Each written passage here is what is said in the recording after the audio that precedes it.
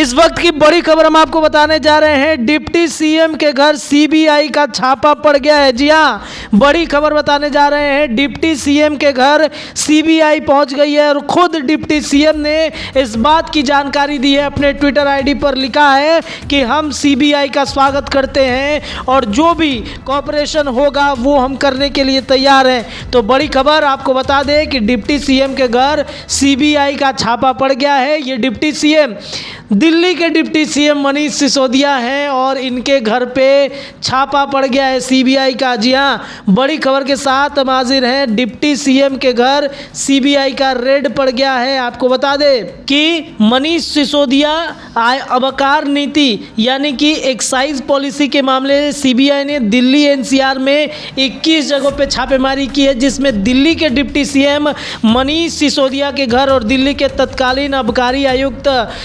अराव गोपी कृष्ण का परिसर शामिल है। इस रेड की जानकारी देते हुए दिल्ली के उप मुख्यमंत्री मनीष सिसोदिया ने ट्विटर पर कहा है कि सीबीआई है, उनका स्वागत है, हम कट्टर ईमानदार हैं, लाखों बच्चों का भविष्य बना रहे हैं। बहुत ही दुर्भाग्यपूर्ण है कि हमारे देश में जो भी अच्छा काम करता है उसे इस तरीके से परेशान किया जाता है, इसलिए हमारा देश अभी तक नंबर 1 नहीं बन पाया है।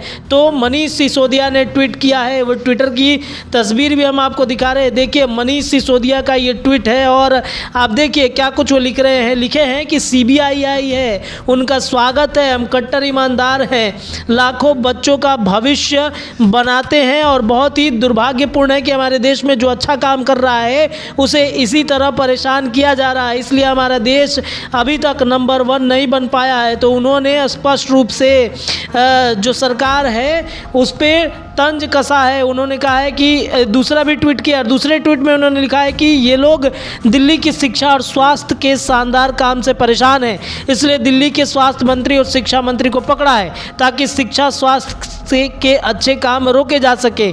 हम दोनों के ऊपर झूठे आरोप है, कोर्ट में सच सामने आएगा। आपको बता दें कि मनीष सिसोदिया दिल्ली के शिक्षा मंत्री भी हैं और लगातार शिक्षा के रूप लेकर के शिक्षा को बढ़ावा देने के लिए मनीष सिसोदिया अनोखा पहल करते रहते हैं। और आज सुबह सुबह उनके घर के पास में जो है सीबीआई पहुंच गई है। और इतना ही नहीं, मनीष सिसोदिया 2 ट्वीट से ही नहीं लिखे हैं, तीसरे ट्वीट में भी उन्होंने सरकार को जम के घेरा है। उन्होंने लिखा है कि मुझे तुम्हारी साजिशें तोड़ ना सकेंगी, मैंने दिल्ली के लाखों बच्चों के लिए स्कूल बनवाई है, लाखों बच्चों के भविष्य में आई मुस्कान मेरी ताकत है, तुम्हारा इरादा मुझे तोड़ने का है, मेरा इरादा तो ये है। और एक देशभक्ति गाना माफ़ कीजिएगा, एक शिक्षा का गीत जो है उन्होंने अपने ट्विटर पे लिंक जो है वो शेयर किया है, जिसे शान जो हिंदी इंडस्ट्री के सबसे बड़े सिंगर हैं उन्होंने ये गाया है। आपको बता दें कि एलजी ने दिल्ली के मुख्य सचिव के एक रिपोर्ट के आधार पर सीबीआई जाँच की सिफारिश की थी।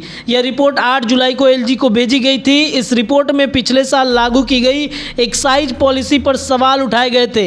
रिपोर्ट में आरोप लगाए गए थे कि नई नीति से दिल्ली एक्साइज एक्ट और दिल्ली एक्साइज रूल का उल्लंघन हुआ है। इसके अलावा आरोप है कि शराब बेचने वाले की लाइसेंस फीस माफ करने से सरकार को 144 करोड़ रुपए का नुकसान हुआ है और आबकारी मंत्री के तौर पर डिप्टी सीएम मनीष सिसोदिया इन प्रावधानों की अनदेखी कर रहे हैं। आबकारी नीति के विरुद्ध जाकर शराब निर्माता कंपनी को शराब बेचने के ठेके दिए हैं, जबकि शराब निर्माता और सप्लायर कंपनी को शराब बेचने के ठेके नहीं दिए जा सकते हैं। एक शराब ठेकेदार को शराब दुकान नहीं मिलने के बाद 30 करोड़ रुपए लौटा दिए गए, जबकि नियम के मुताबिक ये राशि सरकार के खजाने में जाने चाहिए।